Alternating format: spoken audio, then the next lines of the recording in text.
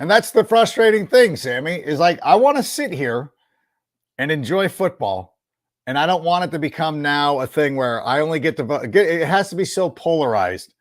Like everything's got to do with somebody else, even though they don't. Like, honestly, like Justin Fields, I'm very excited for. I'm very excited to go out here and watch him play football. I feel like a lot of Bears fans are not watching him play football because they're just posting like, oh, look at this. It's a 3-0 record. You're like, yeah, a lot of that's Mike Tomlin in the defense. Justin Fields is the same quarterback that we saw in Chicago for 4 years. He's doing the same things. He's actually not running as much. He doesn't have as many explosive running plays as he did in the past, but it's the same thing. That team scores 13 points a game and wins. Okay. Like Justin Fields, God bless him. I'm a fan. I want the Steelers to win. Do not miss him. I wish we were 3-0. I missed the 3-0 record more than I missed Justin Fields. Jaden Daniels doesn't matter to me. It does not matter to me. And we'll talk about this more with Greg Braggs here in a moment. But like Jaden Daniels is playing great. And I'm not going to take anything away from him. He was playing really good. When you look at it's funny because my friend Mark Sessler tweeted out like the Commanders will never be the same. We've never seen this before. The Commanders have seen this before. I went and looked up RG3's first 4 games with the Commanders, very similar to what's going on right now. So don't say that we've never seen this before. He's done very well against the Giants and against the Cincinnati Bengals, 2 teams that now that we're doing fantasy football, we look at and be like, we got to start players against these defenses because they're not very good. But he's going out there and he's getting it done. And I want to enjoy it. It doesn't matter to me because I know that we drafted the right guy and we'll talk about it. So Sammy, let's start the show.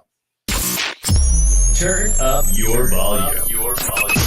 Because you're about to listen to The Sick Podcast with Adam Ray. It's Hester trying to work it back to the middle. Gets past the first wave, and here he goes. It's Hester inside the 30. Hester's going to take it all the way for a touchdown. And no flag, 92 yards. Brought to you by Circa Sports Illinois, the sickest Chicago Bears and fantasy football podcast. Sports entertainment like no other. It's gonna be sick. Wednesday night, you know what that means? That it's time for Take It to the Rank a little bit earlier. And to pull back the curtain, I got a little AYSO one-touch training with the boy, the U7. The little gunners are going to go out there and get some much-needed work. And although that team's playing pretty well, the Arsenal looked pretty well today.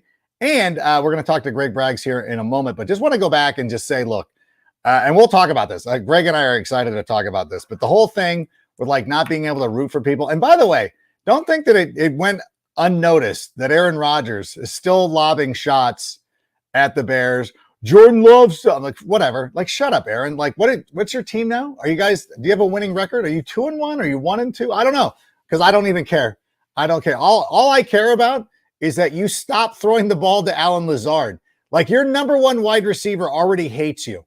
How does that feel, Aaron? How about you work on that? Don't worry about what the Bears are doing. By the way, I want to remind everybody, the world's largest sports book in Las Vegas is right at your fingertips in Illinois. The Circa Sports app is sports betting the way it should be. Bet anywhere in Illinois. Experience high betting limits, better moneyline splits, more in-game betting, and the best customer service. Download your new bookie today. Visit circasports.com and start betting like a pro from anywhere in Illinois. And if you or someone you know has a problem with gambling, call 1-800-GAMBLER or text ILGAMB to 833-234. And thanks to everybody at Circa Sports. Love it. Oh my goodness gracious. I'm going to be playing Beverage Dave, who's now the VP of Circa. We got a match coming up in our fantasy football league here in a couple of weeks, and I'm heated. I'm all ready for it. And I'm also heated about some other things that are going on. So here to break it down, as he does every Wednesday, and I've made him wait for 5 minutes, I apologize, Greg Braggs of CHGO. And the amazing thing, first of all, how you living, Greg? You good? Living good.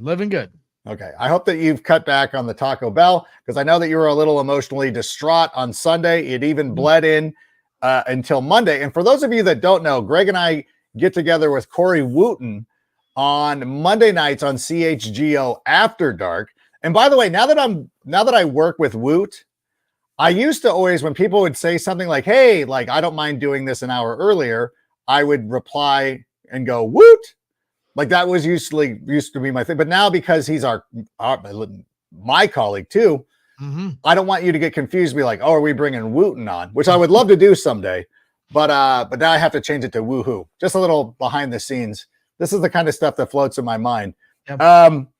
I want to talk because the point of bringing this up is I love the way our mood changes from Monday to Wednesday, because Monday, a little bit of a panic still. Wednesday, I feel great right now.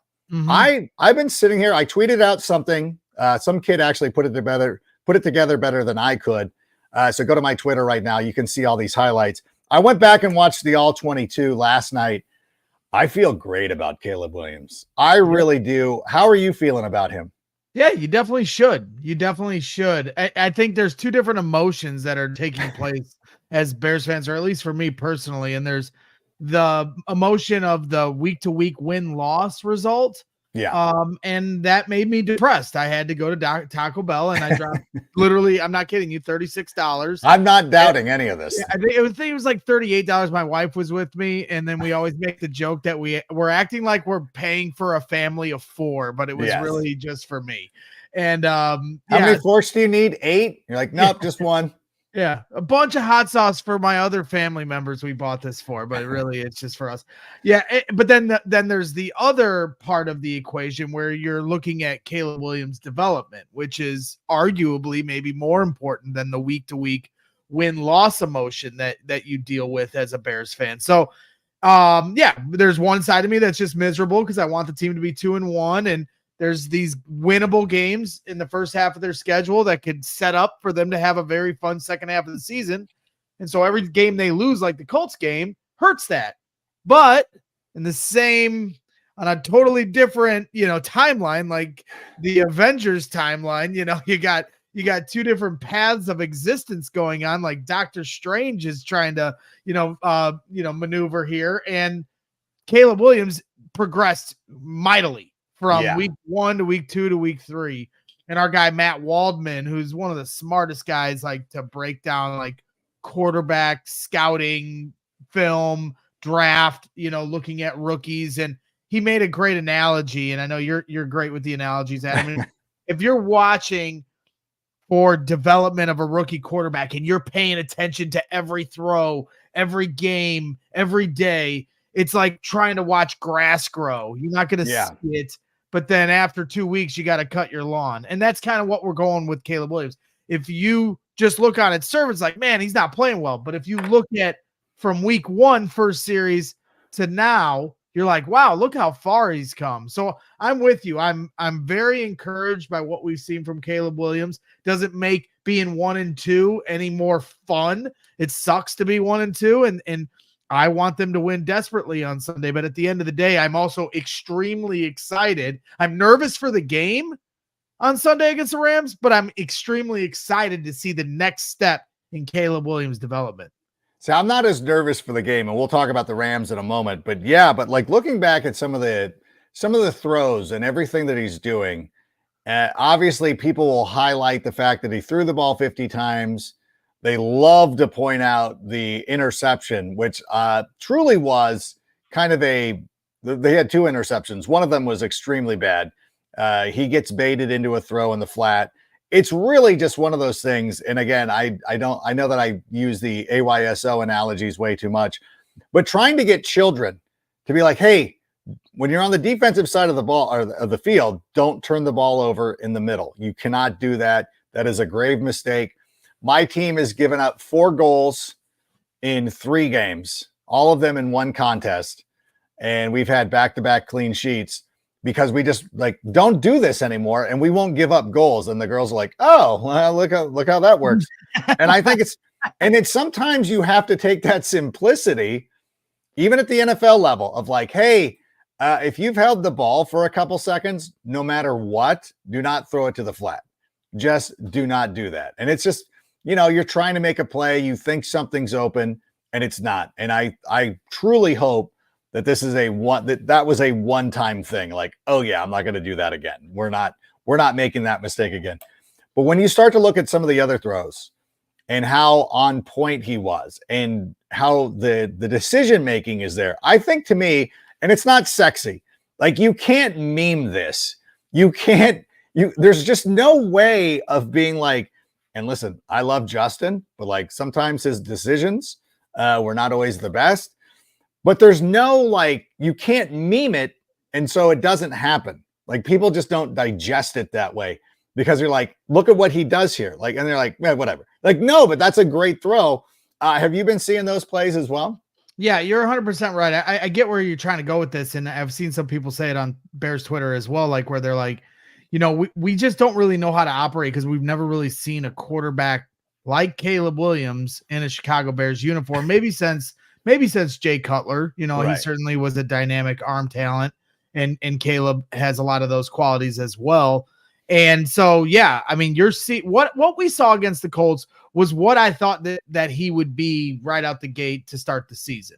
And obviously there was just a huge learning curve of understanding the speed of the game against the Titans and Texans and understanding his responsibilities at the line of scrimmage of calling out the checks and, calling out, the protection in front of him or the run game in front of him and understanding what defense he's looking at when they come up to the line of scrimmage or in the box. So there's just so much that was going on. And then it just did seem to slow down. And I even see somebody in chat that's like, what are you talking about? How can you say he progressed mightily? Well, it just depends on what your standard is. What are you looking at that was unimpressive to you? Fans are going to look at the wins and losses. At the end of the day, they lost the game. At the end of the day, he had 3 turnovers. At the end of the day, he still had 5 to 8 throws where you're like, whoa, that wasn't even close. But he also threw the ball 52 times. Yeah. And people were like, well, that's not good. Well, he didn't throw it 52 times because he wanted to. Of course they want to have a run game where he doesn't have to throw it 52 times. He had 63 dropbacks. They had 92 offensive plays overall. And I think when I talk about progressing mightily from week 2, where he almost got killed against the Texans, to week 3, where he's able to handle so much snaps where he has a ton of responsibility, for him not to panic, for him to continue to show poise, for him to be able to manage through that game and get hotter as the game went on. As I said, what we saw in week 3 is what I thought we'd see right away, because what we saw at training camp is what we saw at week 3. Being able to layer the ball on 3 different levels of the field, deep, intermediate, short, getting the ball out quickly, having good pocket presence, being able to climb in the pocket, going through his progressions, having touch on his throws, little zip on his throws.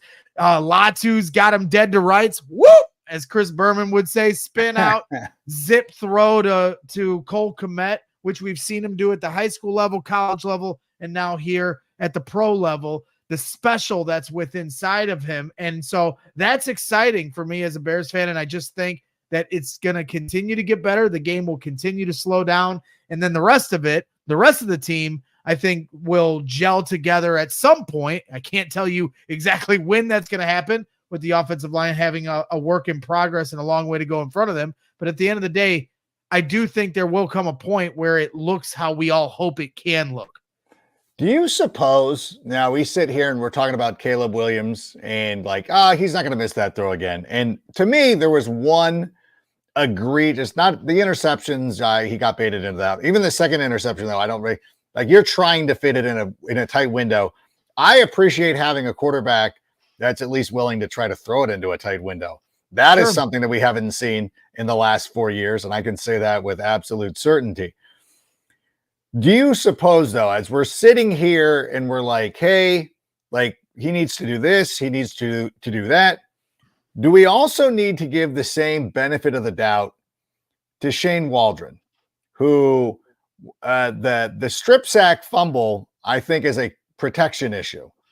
And I don't know who's calling that protection, but that to me, like, I'm trying to be as fair as possible to be like, you know what? Maybe the coordinator needs to work it out. Like, yeah, maybe we shouldn't have Carter trying to block here. Maybe we should have done this. Should we be giving Shane Waldron that kind of leverage as well? Yeah, I mean, to me, well, Shane and Matt Eberflus both admitted, having DeAndre Carter try to block the edge as they had receivers last year, Darnell Mooney and Tyler Scott, same thing. Were having to try to block the edge at times last year, and those didn't work. And at least we heard an admission from Matt Eberflus that they need to do better on those in that regard and put their players in a better position. Cole Kmet, he did his 85 podcast here this week. He took complete responsibility for, letting Latu get around the corner on him. It's a nice move by Latu. It wasn't just a one-on-one. I think they were trying to double team him, but Latu got around the edge and made a nice play.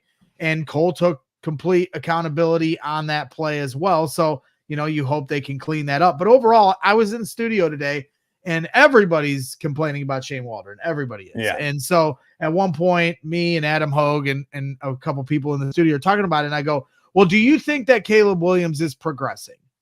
And he said, yes. And I go, do you like the plan that they've had for him where they're putting so much on his plate and he's starting to be able to take this stuff in? And he said, yeah. I go, well, who's responsible for that? And he's like, Shane Waldron. I go, so are we going to does that not count towards the chart of things he's doing right and versus things he's doing wrong? And what did everybody tell me before the season is the most important thing? It's Caleb Williams' development. So if you're telling me he's developing and progressing nicely here now that we're into week 3, well, then Shane Waldron gets some credit for that.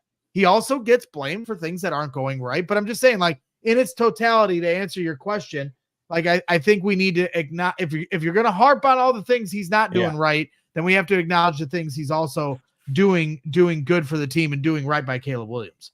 Yeah, I'm trying to dial back the rhetoric and trying to not be as explosive or reactionary to things. And I think they're legitimate questions about, and I tried to put this nicely on Twitter on Sunday night, where it's like the goal line series, I'm not mad. I just want to know why. Like, explain to me. Like, I want more of that. Like, I don't want to go Matt Nagy, explain to me the whys. Just put me through the process of what you thought what you thought was going to happen.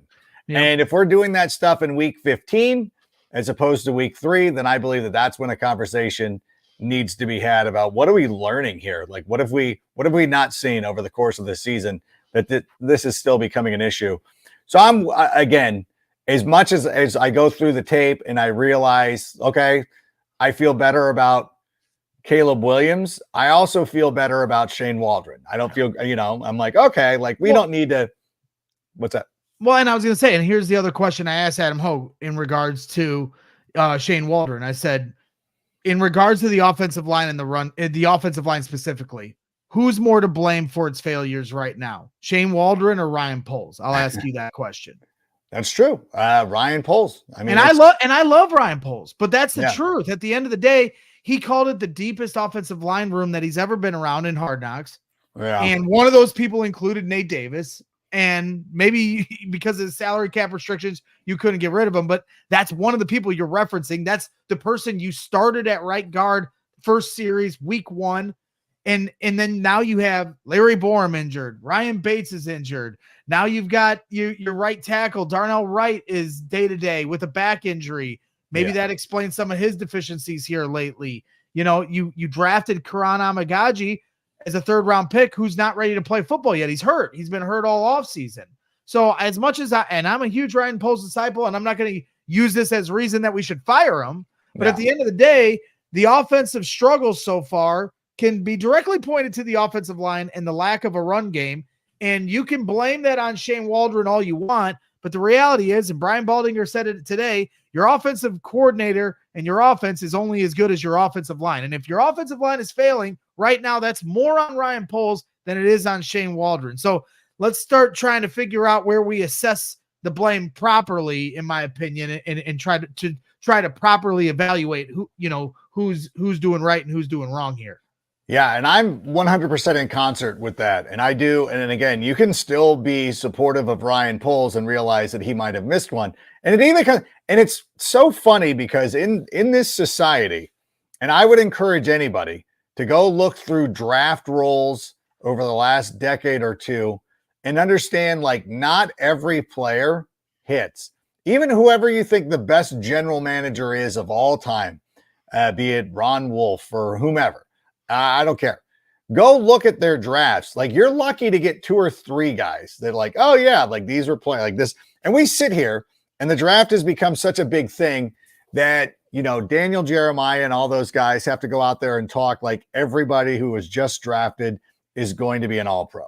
Because that's what they think. But it's like, it's very difficult to make the transition to the NFL. So like, I don't mind if he's missing, Bayless isn't, he's been inactive for 2 weeks. That 3rd round pick might have been better served to go back and use on a lineman. I mean, you can do this pull up Wikipedia and start looking through the draft and being like, oh, Richard Sherman fell to the 5th round.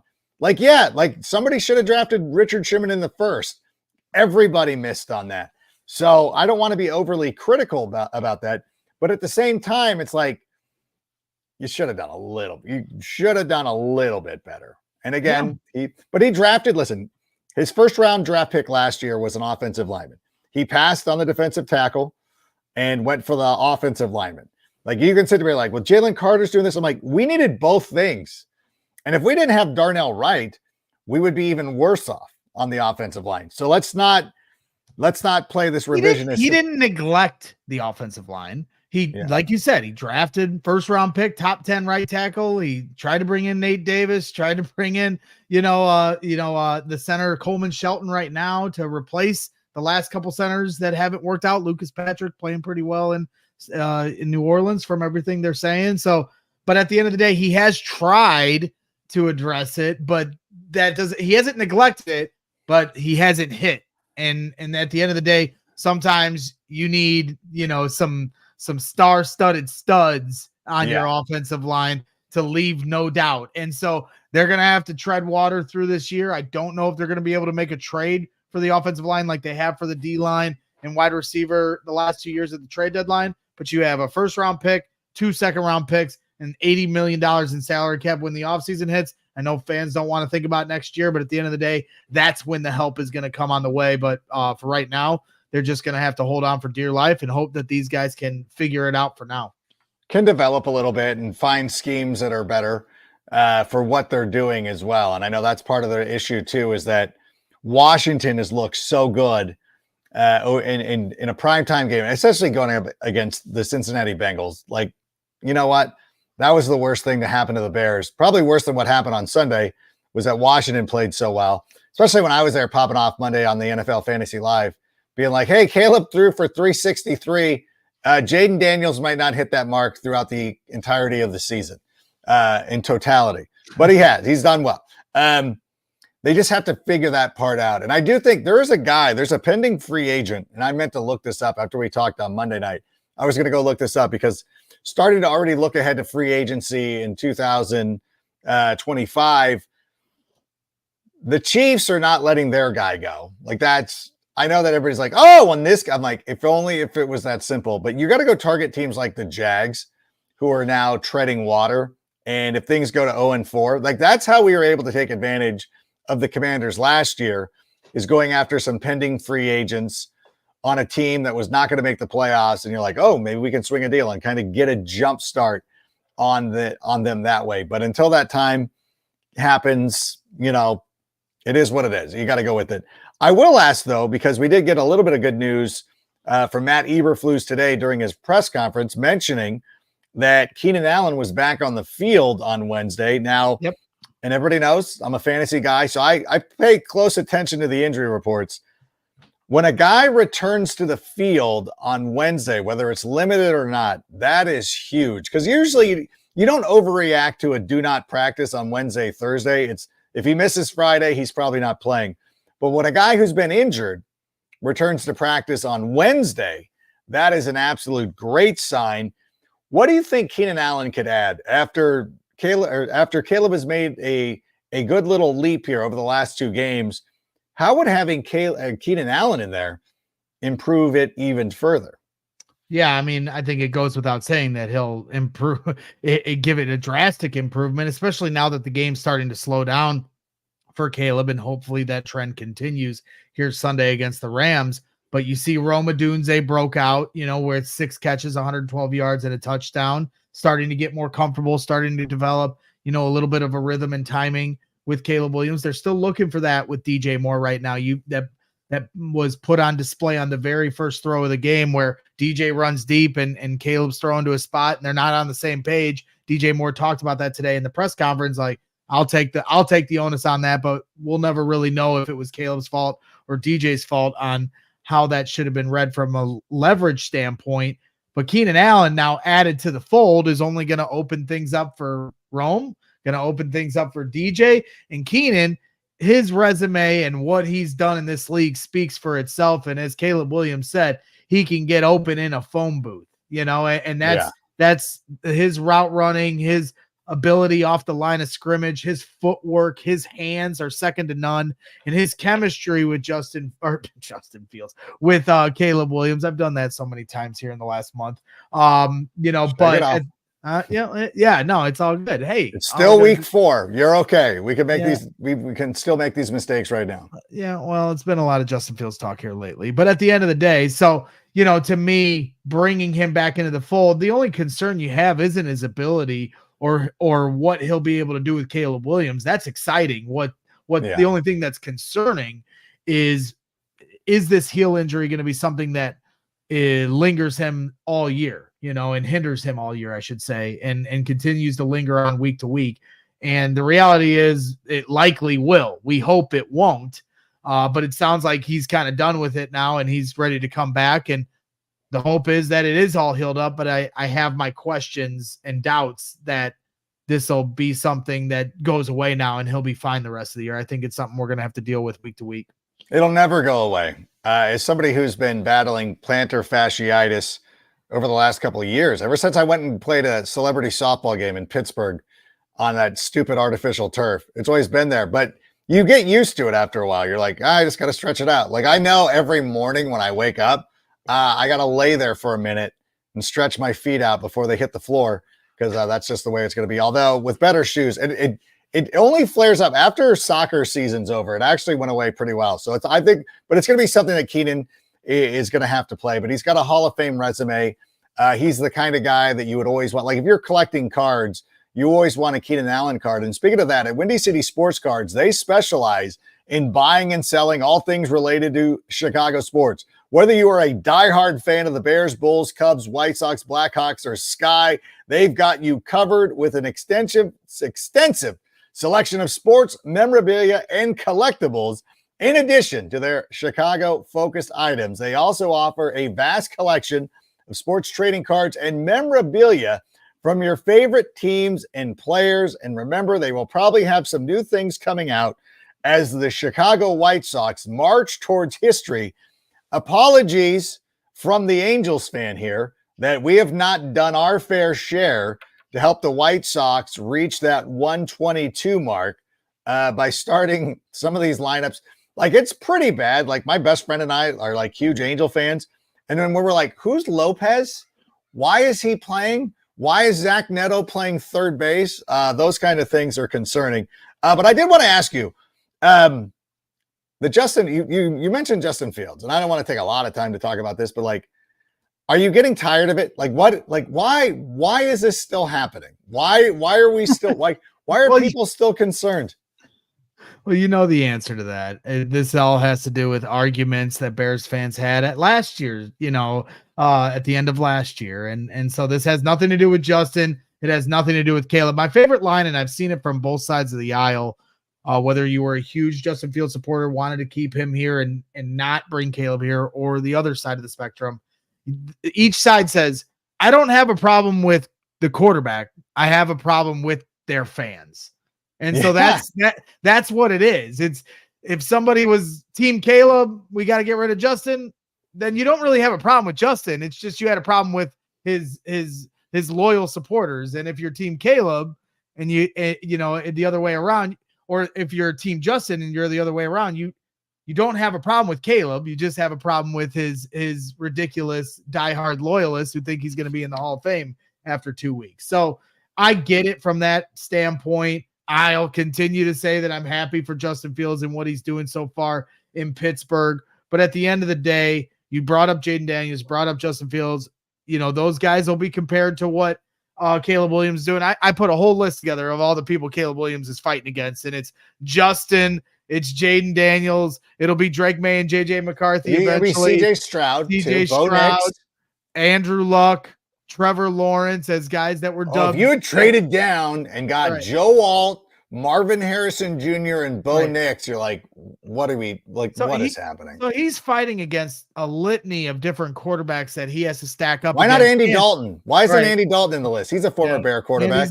And he's not on the list. But then he's also fighting against the curse of the Chicago quarterbacks, which is the biggest thing that he's up against. And so Eric Kramer, Rex all Grossman. of them, Rex Grossman, Kyle Lorton. But at the end of the day, what Caleb Williams is doing versus, what Justin Fields and Jaden Daniels so far have been asked to do, and they're doing great.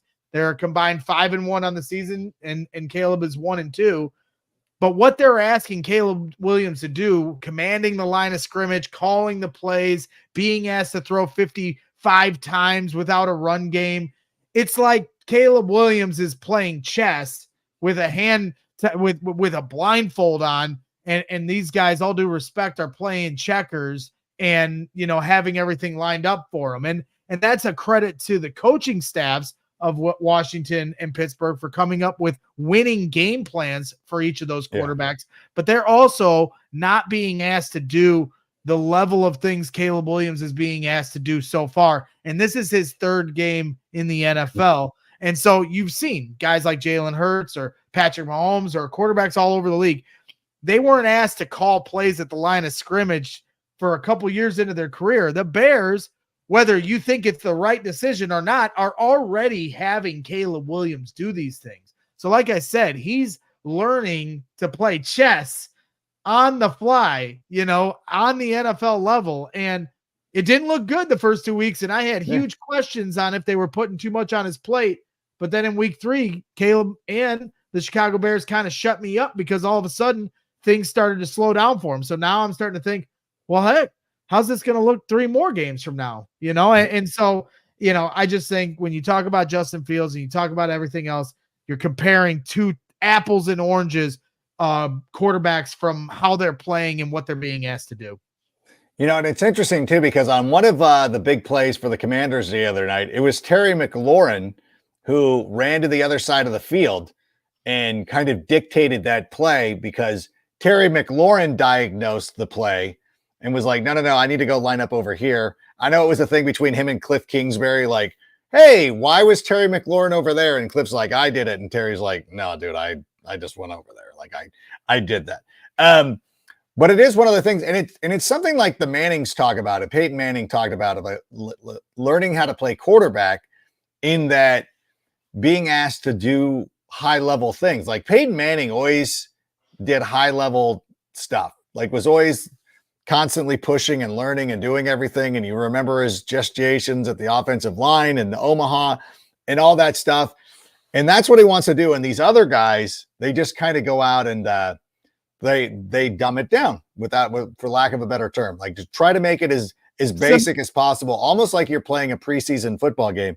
Make no mistake, in Pittsburgh, and again, I have to fly so close to the sun because I don't want to ever say anything bad about Justin Fields, but the Pittsburgh Steelers are playing for 9 wins. Like, that is Mike Tomlin's thing, is not finishing below 500. Like, he just wants to have a winning record. And then, so to speak, they're not competing for a Super Bowl. There's no way that they're not. No, you do not go. You're not in a conference with Patrick Mahomes, Josh Allen, and even Joe Burrow, who's been to a Super Bowl. Those teams are competing for the Super Bowl. Mike Tomlin's competing to be 500. He has a defense that will hold you to 10. He only wants his team to score 13. They do not want to open up the offense. They do not want to put up points. They want to score just enough to win. That's a different animal, and Justin's going to win games because that's a smart way to play. Like that, like do that. Like, yeah, that's fine. You're not going to be a serious franchise in this sense of like a Super Bowl contender, but fine. You can go do that. Washington is kind of like their defense sucks. They're just having some fun, doing whatever. The Bears feel like they're playing for something. Like that's my take. And I think too, when you sit here and you look at everybody who talks about Caleb Williams, and especially the Packers. Who's that nobody quarterback who I don't know what his name is. Whatever. Kyle Benkert? Maybe Kyle Wohlholtz or whatever, whoever it is. It doesn't matter. He was the one who didn't defraud the government. Or he might have. Who knows? Who knows? Like, listen, there's a shady history of Packers quarterbacks. Who knows? He was tweeting out no, I'm just saying, like, Brett Favre is the one. He's the one. Brett Favre is testifying in front of Congress for defrauding the state of Mississippi, not me. Don't get upset at me because I brought it up. I'm just telling you what happened. So one of those guys was saying, like, Caleb's still doing the stuff he did in college. Like, okay, not going to work in the NFL. I'm like, why is this still a trope to you? Why is this still a thing to you? But I feel that because people have to keep talking about it, Aaron Rodgers still needs to talk about the Bears. All these other Packers quarterbacks have to talk about the Bears. I think there's a reason. And I think that in their heart of hearts, they know that things are different for the first time in 30 years. And it scares the bleep out of them.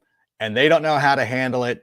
And they have to lash out. And they got to throw all these things at Caleb that have nothing to do with him because they're scared, Braggs. They're scared. Well, it's your last chance to get your last few pot shots in, whether you're a Packer fan, Viking fan, Lions fan. Right now, you got it. You got us. 1-2. He hasn't looked good.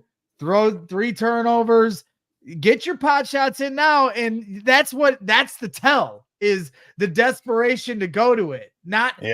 Instead of waiting for it to all play out and then putting that dagger in once it's all said and done, you're reaching right now because you know this is your last chance. And the same thing goes for anybody that still has a leftover argument from last year's quarterback debate between keep Fields or draft Caleb. And so you get your last few I told you so's in now because you can see it. Right. Anybody that's watching the film can see, oh, wow, this guy does got it.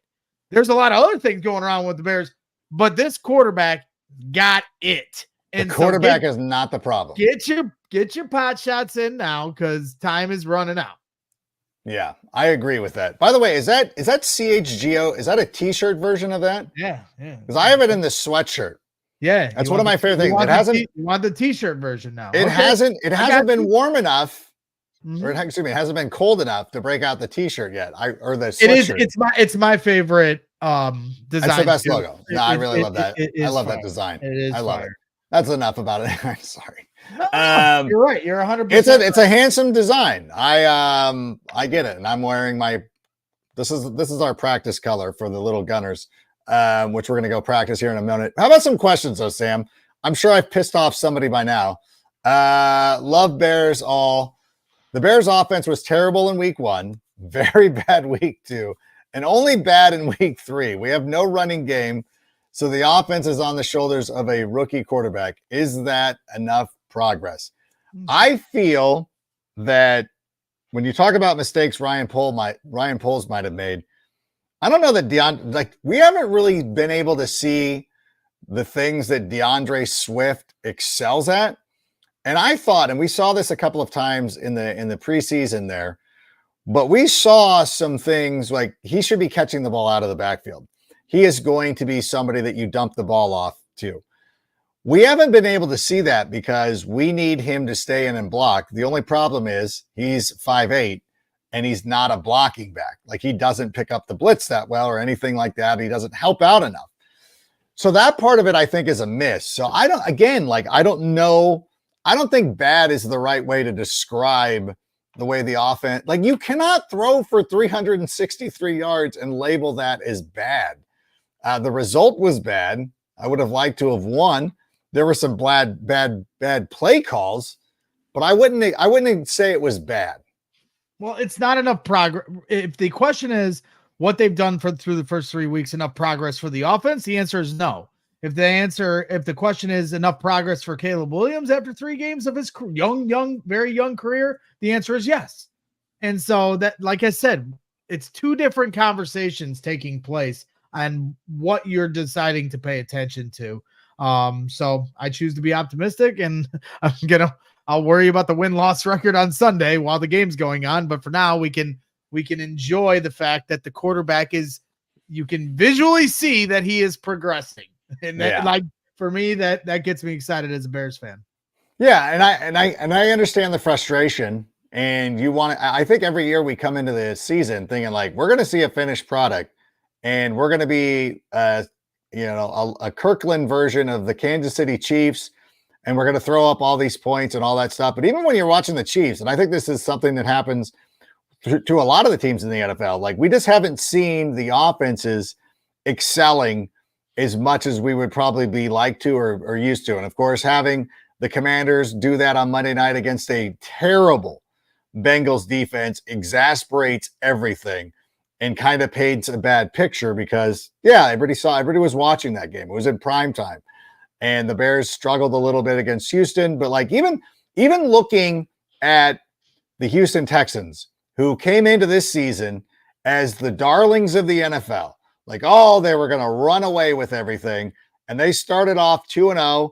And CJ Stroud was out there sunning Caleb Williams. By the way, I didn't have him pull the photo, but I found the photo of Sam Darnold with the hand on the shoulder to CJ Stroud. I might make that my Twitter profile photo. I love it so much. Like, you know what? Like, life does come at you fast, CJ. Perhaps Did you see Sean McVay do it to Kyle Shanahan too? Where he put his hand on his head, like, there you go, little buddy. That's a yearly thing. That's a yearly thing with them. Well, since you brought up Sean McVay, what do you think about the Rams this week? I know everybody, we talked about this on Monday night. Brendan Chagru is all like, oh, look at the Rams. I'm like, the Rams were getting smoked in that game. And then there was a miracle of miracles. They rallied. I say that works against the Rams because they were able to go out there, win a huge road game. No, I'm kidding. It's not as bad as it looks on those photos. Red pops, by the way. So I know this is an Arsenal supporter. Red pops on those photographs. So it looks like there's more 49er fans than there are. There are Rams fans.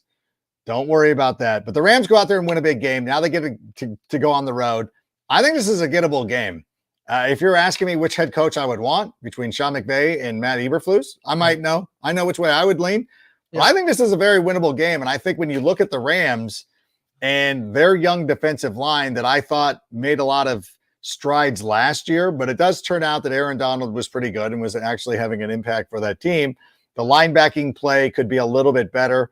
I think there's a real opportunity for the Bears this week. I know we said that last week against the Colts, but this one's at home, outdoors, in a place where the Rams have not played well. I feel really good about this one. I mean, just because we picked the Bears to beat the Colts last week doesn't mean that they shouldn't have. They should have. Right. Anthony Richardson completed 10 passes and then he also had 2 interceptions and probably should have had a third one if they don't blow the play dead. Jeez Louise. The Bears should have won that game. Now, I said going into the Colts, Rams, Panthers, Jaguars upcoming games before the bye that each of those are winnable games. Now, of course, the Colts game knocks you off your spot a little bit, and then the Rams beating the 49ers then gives you a little bit more nervousness and pause to your thoughts. But at the end of the day, you're right. They are coming back home. If you're concerned, it's because it's McVay versus, Matt Eberflus, and they're winning that battle with Sean McVay. He's one of the smartest coaches in football. And then Matt Stafford, not necessarily versus Caleb Williams, but Matt Stafford versus this defense. You say, oh, our defense is one of the best in football, if not the best, top 3, whatever you want to say. Well, last week, Anthony Richardson, was doing the defense. The defense didn't have a great day against the Colts in general.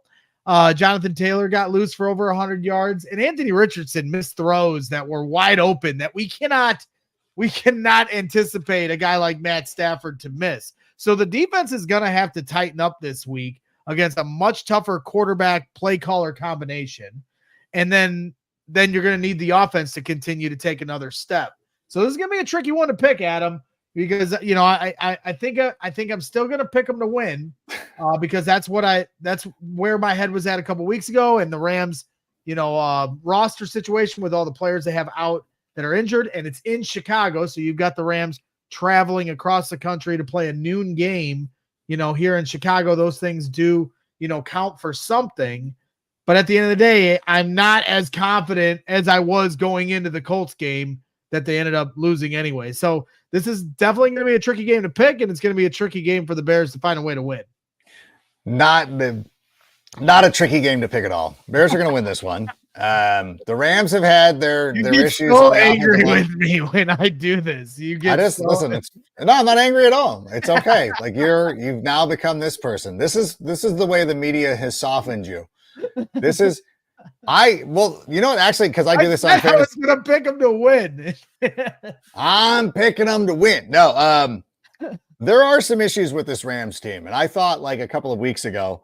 And again, because I do this for fantasy purposes, I've spent a lot of time looking at this Rams team, and it was not shocking, but it was a little bit surprising that Kyren Williams was able to establish as much of the run as he did against the 49ers last week, although I guess you could say the same thing for Jonathan Taylor against the Bears. They still have some deficiencies at the wide receiver position. I don't anticipate Cooper Kupp is going to be playing.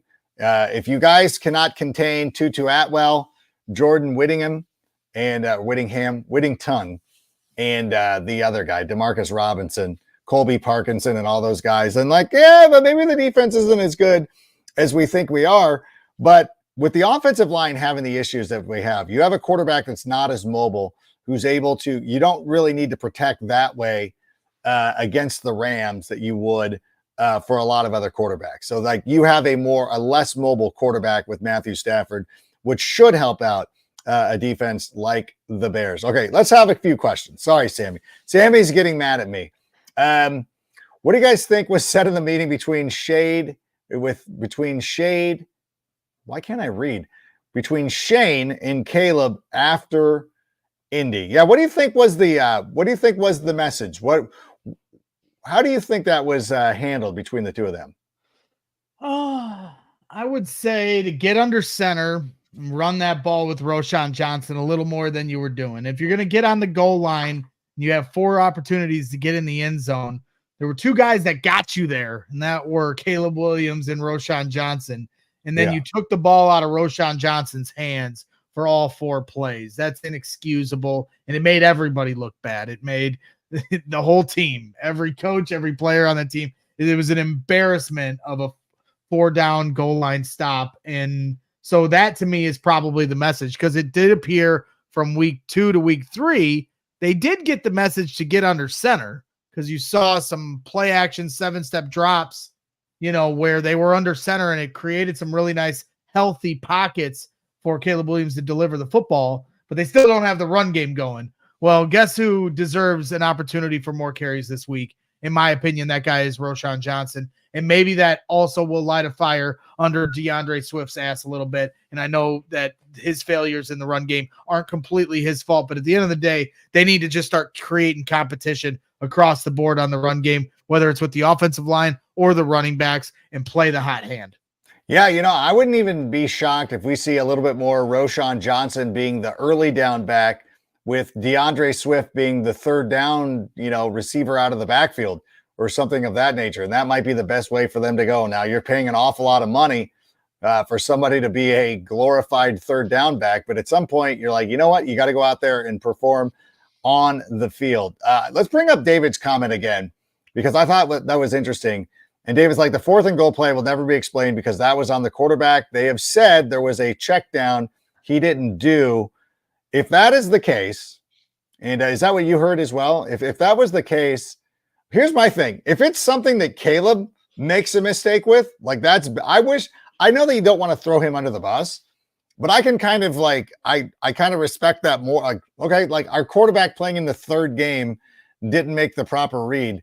I'm not expecting these to be mistakes that he's making, 15 weeks from now. If he's making them right here, so be it. He's got to get used to playing at the NFL level. That to me is better than that being something that Shane Waldron thought was going to work. My biggest issue is they got to the line of scrimmage with 10 seconds left. Yeah. And so now you're rushing a quarterback to read the defense as everyone's getting set and getting lined up. And you have only a few seconds to determine what you're going to do. They had 3 timeouts. Somebody should have called a timeout. To me, it starts with the coaches. They have to identify. They said in the post-game presser that they had worked on that play all week, And then Coleman Shelton said in the locker room that they didn't get the look that they had practiced it on all week. Well, as soon as you see that you didn't get the look, it is 4th down. You're down 7-0. It's the first half. Somebody had to call a timeout there. And the coaches failed Caleb Williams by not calling it first. And then Caleb Williams should have identified in that moment, I need to burn one of these timeouts so we can reconvene here. That didn't happen. And at the end of the day, that's why it was a failure of a play. But if you want to talk about Caleb Williams failing at checking at the line of scrimmage, I'll point you towards a moment where there was a 4th down play and they're supposed to run it up the middle. He did have enough time to make it. DJ Moore, He checked out of it. He saw one-on-one up top with DJ and a DB that's playing off him. And on 4th down, checked out of the run to throw the screen pass to DJ Moore for the first down. That's what I'm talking about to our guy earlier in the chat that thinks I'm crazy, Jose, for saying there's progression. You know the kind of guts it takes for a rookie in his 3rd game to check out of that kind of a play and get a first down throw on a screen to DJ Moore like that. That's the kind of progress that every Bears fan should be encouraged about. He's got all the talent in the world, but to have the game slow down enough for him to make a play and a decision like that in that moment, that's what veteran quarterbacks do, not rookies in their 3rd game. So that's what we're talking about here in terms of the progression that's exciting for Bears fans. And if that's the kind of adjustments that he's making in game, like taking a situation that didn't work to his advantage and then finding a way to be better, not after a week of, tape study or anything, but like in the same game, being like, I've identified I made a mistake earlier. I'm not going to make that mistake again. And having the guts to do it. I'm with you, Greg. Like that to me means a lot. And if that's what's going on, and again, this goes back to our conversation about giving a little bit of grace to the offensive coordinator to allow him an opportunity to we're all in this together. We're all in our 3rd game, whether Shane Waldron's an experienced play caller with another organization or not. This is the 3rd game with the Chicago Bears with this quarterback. So perhaps we go out there and just focus on things of getting better. And again, it's not pretty when you consider what Washington did we got to stop being preoccupied with what other teams are doing and just worry about our guy. The other thing I'll say too, and I see my guy Barrelissimo in the chat kind of echoing my sentiments. I've been saying this since week 1. Get a little more tempo to your game. I don't like how much they get into the huddle. I'm not saying rush to the line of scrimmage and call a play like that. You can if you get the right look, but get to the line of scrimmage quicker so you can see what's in front of you. You don't have to get to the line of scrimmage and then decipher what you want to do. See if you're going to check out of a play. But when you, as I pointed out and Barrelissimo was saying in chat, they get to the line of scrimmage on 4th down with 10 seconds left. That's not enough time for him to diagnose what he's seeing in front of him and then check out of it because you have to change your formation before you know it, you have a delay game. So get to the line of scrimmage faster. Start playing with a little more tempo. It's too slow, and not every time do you need to go to the huddle. You need to get to the line of scrimmage so your quarterback can see what he's doing. Yeah, I thought I saw that a couple times during the game is that they did eschew the huddle. And I thought it worked out better for them. And it's something that I hope that they're working on this week is not to go no huddle or run and shoot or anything like that. But yeah, spend more time at the line of scrimmage and let Caleb really work with that. And I think he's going to not surprise us, but impress all of us. All right. How about another question, Sammy? Where has been the 12 personnel that was what Shane was known for? You know what? Windy City Sports Cards. That's exactly what I would love to know too.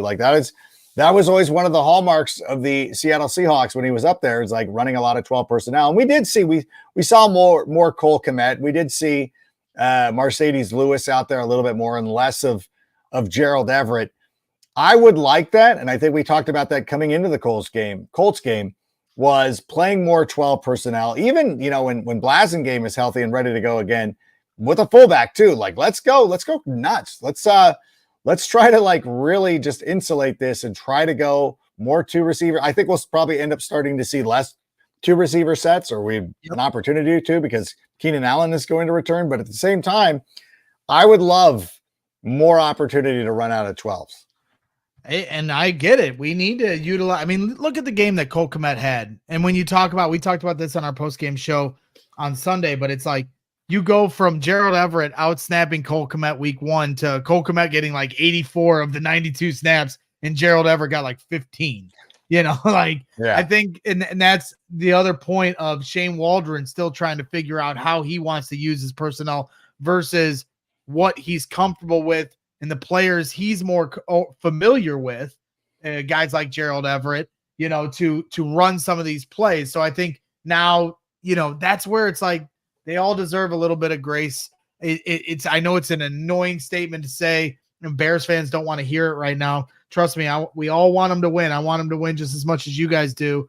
But they just have so many things to work out. I'm just trying not to overreact about anything because it all feels way too reactionary. Adam Hogue, who's like the most like nuanced, level-headed Bears analysis guy that we have, and every time he's got to like talk me off the ledge for the last 2 years I've worked for him, I feel like lately even he's starting to get reactionary towards things, and I said that to him tongue in cheek after our show today, and it's like, I don't know, I just think that we're kind of in this zone of, everybody said that, hey, all that matters this year is Caleb's development. And as soon as the season started, we're like, we have to win right now. And I felt like I was like the only person chanting the win now thing. And now I feel like I'm the only one who's allowed to get upset with the wins and losses because I was one of the few who ever said like, I want to win. And I was going through and doing the whole talking point thing of like 7 wins last year, 3 we could have won in the fourth quarter, blah, blah, blah. We should win 12. The rest of you told us that we were making a mistake getting Caleb Williams anyway. So why do you even, how are you even having an opinion on this? You thought Caleb Williams was the wrong guy anyway. So what are you concerned about? I'm the win now guy. You also had him for 10 wins. So like a lot of us did. Nick Wright, Rich Eisen eventually started jumping on the bandwagon, talking about the Bears going to the Super Bowl and the NFC Championship game and everything like that. So it's like, we're not the only ones who thought this coming into this season. So I don't know. We'll see. What about another question or comment there, Sammy? I know I was doing a poor job. Will Rome be the Bears' number 1 wide receiver by year's end? This is something we talked about. We've talked about this both on CHGO and on this program as well, is that I always felt like we were going to go to a point where Rome Odunze, the chemistry with him and Caleb Williams by the end of the year was going to be so overwhelming that he would be the number 1 wide receiver. And I truly do believe that this is one of the reasons why they got out ahead of DJ Moore's contract situation and signed him long-term. So DJ Moore didn't have to get frustrated and be like, I'm losing out on money because this rookie's throwing to the other rookie. Where are my passes? You're taking money off my table. But that's not going to be a problem because he's already been paid. But I think he'll eventually be there. I do worry, though, because I got we have a homework sheet for the NFL Fantasy Live for Thursday's show. And Marcus is like picking all these Bears. Like, I like Cole Kmet this week. I like Rome Odunze. I like this, Caleb, blah, blah, blah. I'm like, talking about reactionary, like you're basing a lot of this off of a team that threw the ball 50 times last week, which I don't think the Bears are going to be doing. Slow your roll. The person you should be looking at is Roschon Johnson, but I don't want to have that conversation. But I think eventually Rome Odunze will end up being sort of perceived as the number 1 wide receiver here. Yeah, I think it's already there, and that's not a slight on DJ Moore. It's not at all. And people will interpret it as that, but at the end of the day, it's about wide receiver 1 isn't strictly about talent. It's about who the quarterback trusts to go to the most. Like last year for the Rams, who's the wide receiver 1 for the Rams? Puka Nacua. Right, but Cooper Kupp has the resume, right? Is that a slight on Cooper Kupp? And Cooper Kupp won a Super Bowl. According to some people, yeah. Like, oh, it's funny. That's a perfect way to put that. That is so true. Nobody ever was like, oh, look at Cooper Kupp's body language. And I live out here, and I never heard anything about that. People just celebrated Puka Nacua, and then they were like, but Cooper Kupp's still great. Yeah, that's a great call. Yeah. Why do the Bears get that? Because this is what we do in Chicago. We have to create controversy. And not only do we do it as fans, but the media senses that we just love the fodder. And so then they throw this meat to us as the wolves and we eat it up. And so, this is a systemic problem from the media, and I'm a part of this, and national and local, and the way fans engage with particular content. You can't just blame the media. It's also about the way the fans react to the content that's put in front of them. And you're giving people, a point of emphasis to create more content that you're going to continue to react to like that. So, at the end of the day, I don't think it's a slide on DJ Moore, but I certainly think we are already trending towards Rome Odunze as Caleb's number one target. And they have 3 number ones on their team. We've said this from the start. The receivers themselves said that. Talent-wise, each one of them could be the best wide receiver on any particular team. It just so happens they're all on the same team. That's a good problem to have, but at the end of the day, there's only one football. So all that talk that they had about all 3 of them getting 1,000 yards receiving, that was probably never to be realistic, because at the end of the day, there's only one football. And I think Rome Odunze is kind of jumping the line here, because those 2 have a little bit of a chemistry, and that's a great thing for Bears fans. Now we just got to get the other guys a little more up to speed, and I think that'll come now that the game's slowing down a little bit more for Caleb Williams. Yeah, and I'm sure DJ Moore is sleeping easy about the number one wide receiver conversation. Sleeping easy like he's got a Mantis sleep mask. That's right. For the most comfortable sleep you've ever had, use a Manta sleep mask. It's the only mask designed and optimized for the deepest possible sleep in any environment. 100% blackout for deeper sleep, infinitely adjustable for personalized fit, absolute comfort. Visit mantasleep.com and use the code SICKBEARS for 10% off. And I noticed we're sitting here too. Nobody here is wearing an homage shirt. I was wearing an homage shirt on the other day. But the reason I bring it up is because Homage made the Rome Odunze and Caleb Williams shirt earlier this year. It was obviously Rome Odunze. It was not DJ Moore. And by the way, Homage specializes in ultra comfy, high quality looks, repping sports, pop culture, and more legendary moments. Learn more about Homage with the link in the description. I love their shirts. By the way, I've noticed all my colleagues at the NFL Network starting to wear them too. I'm like, oh, everybody else is wearing Homage. They haven't taken to the Travis Matthew yet, but I guess they're a little slow. They don't hit the links. Just Patrick. So what is it? So what do we do? Do we have another question or comment? I know we're going a little bit over. I got a little bit of time. This is the one time I don't have to go set up the field. AYSO sets up the field for me. I keep wondering what this team would look like with Bill Belichick as the next head coach. You think he'd be able to develop Caleb? I don't trust Eberflus. Funny enough, I was on Rogers Sportsnet here, and maybe this is why Sammy picked this question, because I was on Rogers today, and they were asking me, like, where is Bill Belichick going to coach? Like, is somebody putting in their pre-order for Bill Belichick? And obviously, I think the Bills have taken themselves. The Bills have lost their deposit because, their guy, the ball. God, like, whenever I get on this show, Brian Dable. Brian, not Brian Dable. No, it's the coach of the Bills. It's don't tell me. It'll get to me. McDermott. Sean McDermott. I'm sorry. So McDermott, like, he's probably safe now. I think the Bills are like, okay, they're going to be fine. We'll be fine. So I don't think that they'll have to worry about it. Would you take Bill Belichick though? I don't know. I don't want to talk about that. Sammy, hit us some other. We'll do rapid fire. Let's do some rapid fire questions. I don't know. He's not, and they developed Caleb. He's a defensive guy. So who's his coordinator? We're going to bring in Sean McDaniel or Sean. Jesus Christ. These Bears are going to figure it out. Or fine. Don't make me start swearing at the chat. These Bears, coaches, this team is going to figure it out. Give us a few more. Victory. Give us a few more. Adam, you have experience with other fan bases. So the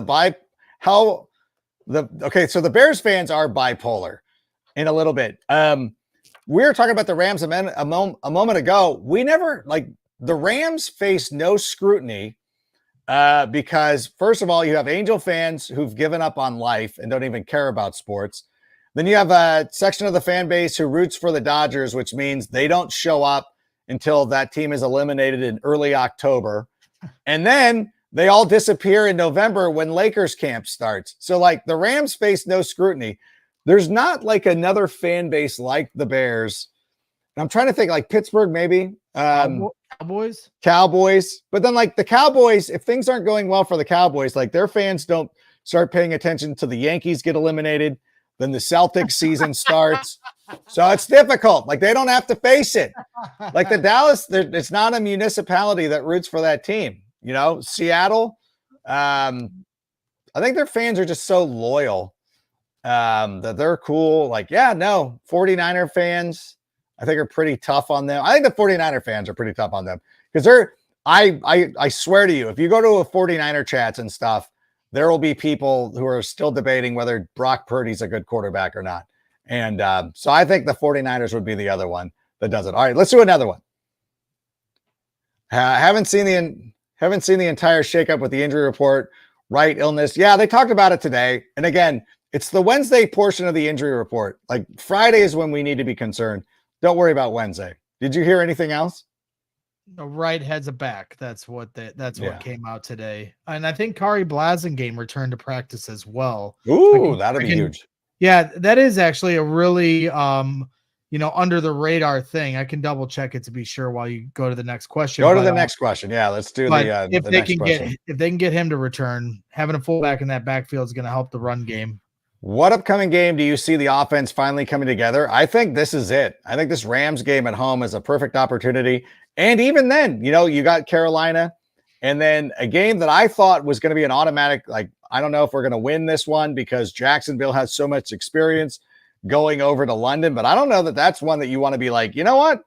Maybe we do take out the Jacksonville Jaguars. So there's a lot of opportunity for the offense, and the offense is getting better.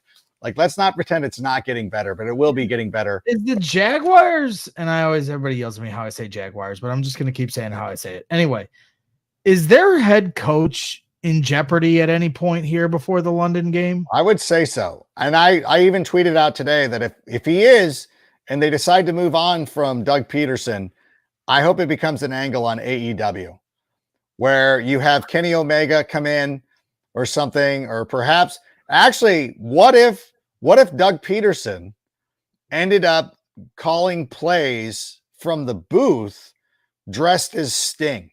I think that would be the way to go. Like he's just in the rafters. Why not? Listen, Tony Khan showed up at the draft in a neck brace. Like there's really nothing's off the table anymore. Let's be perfectly truthful. But I do think he could be in a lot of problems. Do we have one more? Because I got to go make sure my son has his stuff on. Fields is going to want $50 million next year. The Bears had way too many holes to fill and contracts to sign to take that on. Going with Caleb was the smart business decision. You know what, David? You've done a great job here on the chat today. Thank you so much for all your input. And that goes to everybody. We really, even if you don't agree with us, I don't care. It's fine with me. I would tell Greg not to read it during the chat, like read it afterwards, because it'll throw you off. But that's another point that nobody talks about is that you like, hey, would you have you would have had to have paid, like, think of the money that Trevor Lawrence got or the money Jordan Love got.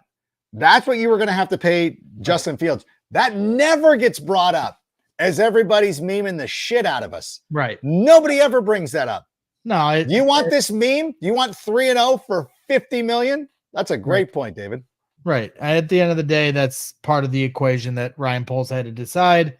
And so fans can get mad about who said what or who thought what, whether you're a fan or media, but ultimately it was Ryan Poles that made this decision. And it was the right one. And if you don't agree with that, you're welcome to your opinion, but I'm team Poles on that side of things. And I think he made the right decision. And I'm excited for Caleb Williams to be the Chicago Bears quarterback for a long time. So the only other thing I had before we jet is, here in Chicago, we are witnessing maybe the lowest point in any team's history here in Chicago, the Chicago White Sox. Yeah. And last night, the Angels were supposed to give the White Sox, a loss, which would have made them the worst team in the history of Major League Baseball. Right. And instead, the White Sox come back from a deficit after the seventh inning for the first time They've been down 94 times all season. They were 0-94 until last night. So are you guys going to finally, give them the guillotine tonight and the Sox finally have the worst record of all time in baseball? I was talking about that a moment ago. We have a 39-year-old rookie. What's his name? Andy Lopez, who hit his first home run in his Major League Baseball career at like age 46 or whatever it is. And then for whatever reason, he's out there at second base, missing an easy pop fly.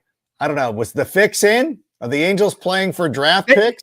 Yeah, honestly, I think the Sox were just like so jaded because there were so many Sox fans that showed up to the game last night. It was they kept mentioning that on the broadcast. To witness reverse history. It's kind of like this surreal thing where it's like the lowest point in Chicago sports history, and yet Sox fans kind of in a weird way want it to happen because they want it to be a shame on Jerry Reinsdorf, the owner. He'll sell the team. The hated owner. Well, not even if it doesn't sell it, but like stick it to him one more time for the way he operates as an owner of the Bulls and the White Sox here in Chicago, and let that be a part of his resume and let him wear that scarlet letter. So it's a whole bizarre thing. I almost went to the game tonight just because we're all kind of like interested in this, history about to unfold, but we're all rooting for the Angels. There we go. Go Halos. I'm a Cubs fan, so I'm hashtag rep the Halo. I'm shocked it didn't happen on a Gooby Tuesday, but Wednesday seems like a good night. It's Weston Wednesday. Those are our announcers. So in any event, hopefully the Angels get that done. I still root for the Angels to win. I still watch the games. And last night they even mentioned like how great the crowd was that you wouldn't expect for two of the worst teams in baseball in late September, but it was amazing. And I just chalk it up as the awesomeness of the Chicago Bears fans or the Chicago fans in general. And to everybody who's been here tonight, thank you so much for being here. We really appreciate it. If Starboy is watching this right now, go get your cleats on. Make sure you have your shin guards on because as soon as this recording stops, we're getting out the door. In any event, thanks so much for being here, Greg. And we'll see you Monday night, CHGO After Dark. And, of course, I'll be back on Friday. We're going to have Mike Silver joining us. And then, of course, Sunday after the game, I'll have a quick response to the Rams game. So until that time, bear down. And, Sammy, go ahead and play us out. And that's a wrap. Hope you don't miss us too much until next time. Follow the Sick Podcast with Adam Rank on YouTube, Instagram, Facebook, Google Play, and Apple Podcasts. Brought to you by Circa Sports Illinois.